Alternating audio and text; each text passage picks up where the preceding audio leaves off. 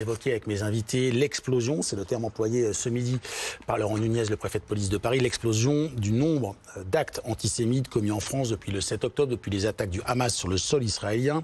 Ce soir, c'est le ministre de l'Intérieur, Gérald Darmanin, qui a été chez les confrères de France 2. Il a donné quelques chiffres, on l'écoute et on en parle ensuite. Je veux leur dire qu'à la demande du président de la République, nous mettons tous les moyens pour les protéger. 10 000 policiers et gendarmes militaires de Sentinelle sont mobilisés pour protéger 900 endroits, des écoles, des synagogues où vont les Français de confession juive. Je veux dire que le nombre d'actes antisémites a explosé en effet, plus de 1000 actes antisémites en 3 semaines. Exactement, 1040 exactement, 1040 exactement. Mais il y a eu aussi 486 interpellations. Bonsoir, Élie Korja. Bonsoir. Merci d'être sur le plateau. Vous êtes président du Consistoire central de France, avocat au barreau de Paris. Rebonsoir, Mickaël Darmon, toujours éditorialiste politique 24 News. Je reprends l'ensemble des chiffres donnés ce soir par le ministre de l'Intérieur. 1040 actes antisémites depuis le 7 octobre, c'est depuis moins d'un mois. 486 interpellations, dont 102 étrangers. 10 000 membres des forces de l'ordre qui protègent 900 lieux. Comment vivez-vous ces chiffres qui n'en finissent plus de monter ? On s'attendait à une augmentation. On ne s'attendait pas à une explosion des actes antisémites.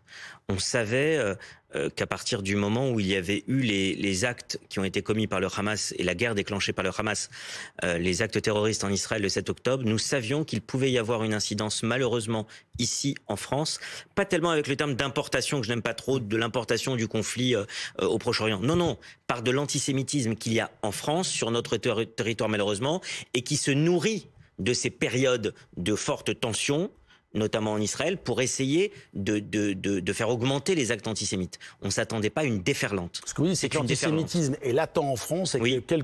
On attend juste, pour un antisémite, on attend juste une occasion de laisser aller, laisser parler son antisémitisme. Exactement, et c'est ce qu'on vit. Sur les plus de 1000 actes antisémites, vous avez plus de la moitié qui sont des atteintes aux personnes, c'est-à-dire des insultes, des menaces, voire même parfois des menaces avec armes, et l'autre partie, c'est cette parole antisémite qui s'est désinhibée, qui s'est libérée comme jamais, elle existait déjà, mais là on voit des déferlantes. Et le fait que le Hamas, quand même organisation terroriste, qui a commis ces actes barbares, comme on n'avait jamais connu depuis la Shoah, on aurait pu penser que ça atténue les choses quand même, qu'il y ait un esprit de solidarité. Et ben finalement non seulement ce n'est pas le cas, mais ça a même donné lieu à certaines personnes qui sont venues déferler dans une déferlante, libérer leurs paroles antisémites. Et évidemment, ce qu'on craint tous, c'est des actes qui pourraient être des actes plus graves sur les personnes. À une époque, Manuel Valls, lorsqu'il dirigeait le gouvernement, avait parlé d'ennemis de l'intérieur pour qualifier aussi des vagues d'actions et d'actes antisémites. Est-ce que vous partagez cette analyse-là? Et au fond, est-ce que ça signifie plutôt que le conflit, s'il n'est pas importé, il est au moins intériorisé depuis de longues années? Il est intériorisé, vous avez raison, Mickaël Darmon, mais il est aussi utilisé, instrumentalisé par certains. En fait, Manuel Valls avait raison dans ses propos. Et à l'époque, rappelez-vous, on parlait de la lutte contre l'antisémitisme comme une cause nationale. Il y en a eu des plans contre le racisme et l'antisémitisme notamment, et on voit qu'on est en 2023, et ça c'est difficile parce qu'on voit le travail du ministère de l'Intérieur, on voit l'engagement, on n'est plus comme il y a 20 ans, le gouvernement est à la hauteur, où il y avait un déni sur l'antisémitisme. Le gouvernement est à la hauteur selon vous? Oui, le gouvernement est à la hauteur des enjeux, parce qu'on n'est plus dans le déni sur l'antisémitisme, il y a tous les moyens qui sont donnés, et je veux vraiment le dire parce qu'on est en contact avec eux au quotidien au niveau du ministère de l'Intérieur, plus de 10 000 policiers, gendarmes, forces sentinelles, mais d'un autre côté, ce qui est inquiétant, c'est qu'on voit cette vague qui n'arrête pas de venir et on n'arrive pas à l'endiguer. C'est ça la crainte. Est-ce que ça veut dire que la République, elle n'est pas à la fois irréprochable, certes, mais aussi impuissante? Alors, l'État est irréprochable dans ses positions. Après, malheureusement, alors impuissante, je ne sais pas, parce que quand même, vous avez parlé de près de 500 interpellations, ça veut quand même dire qu'il y a des progrès. Voilà, près de 500 interpellations. C'est quand même un progrès. Rappelez-vous d'abord à l'époque, tout le monde ne déposait pas plainte. Maintenant, on a compris que dès qu'il y a un acte antisémite, il faut déposer plainte. Ça n'empêche pas les actes de c'est certain. Mais en revanche, on voit quand même beaucoup d'interpellations, beaucoup de personnes arrêtées, beaucoup de personnes condamnées. Donc ça veut dire quand même qu'il y a un travail qui est fait. L'inquiétude pour nous, c'est que la répression, c'est une chose, mais comment faire pour endiguer cette déferlante antisémite? C'est ça notre inquiétude. Je voudrais qu'on écoute ensemble ce que disait Jordan Bardella, le président du Rassemblement National. C'était avec Benjamin Duhamel à 18h. Il y a beaucoup de Français de confession juive qui comprennent parfaitement le sens de mon message et qui savent aujourd'hui que le Rassemblement national est, à mon sens et au sens de beaucoup, un bouclier pour les Juifs de France face à l'antisémitisme. Je peux vous assurer que notre mouvement politique est parfaitement irréprochable, que Marine Le Pen est parfaitement irréprochable et que nous apparaissons aujourd'hui comme l'unique rempart en France face au fondamentalisme islamiste qui précisément menace la sécurité des Juifs en France.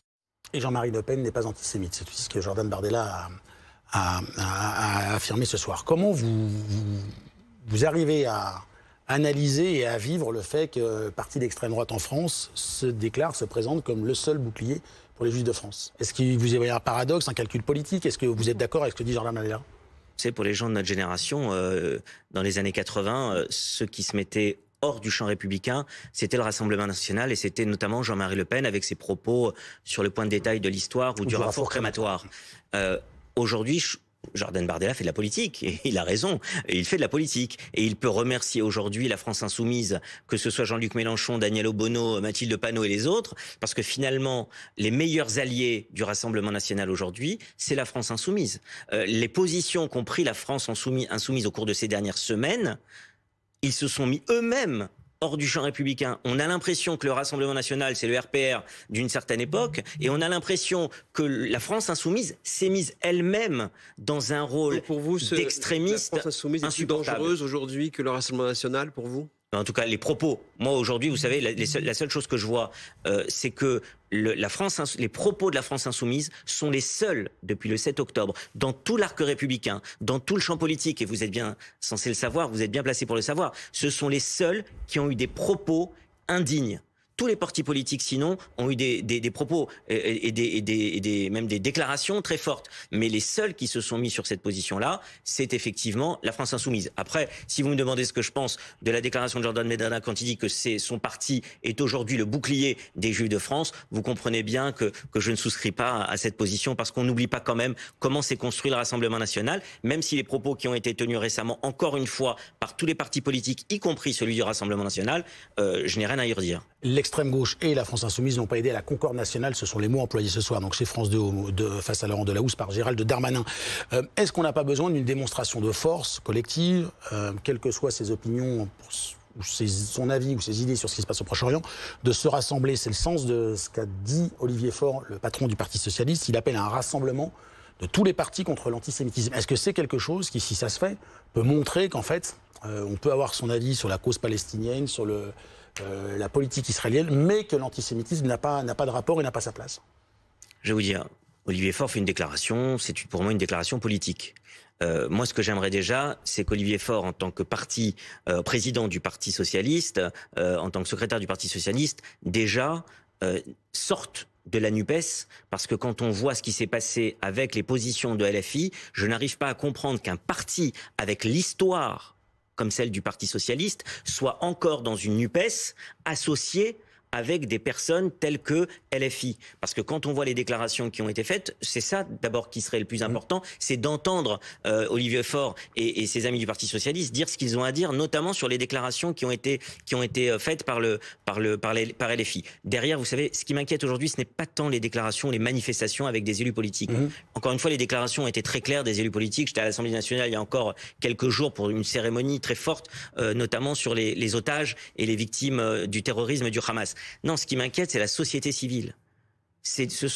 Pour un Philippe Torreton qui prend la parole sur les réseaux sociaux et qui dit « je suis juif », combien se taisent?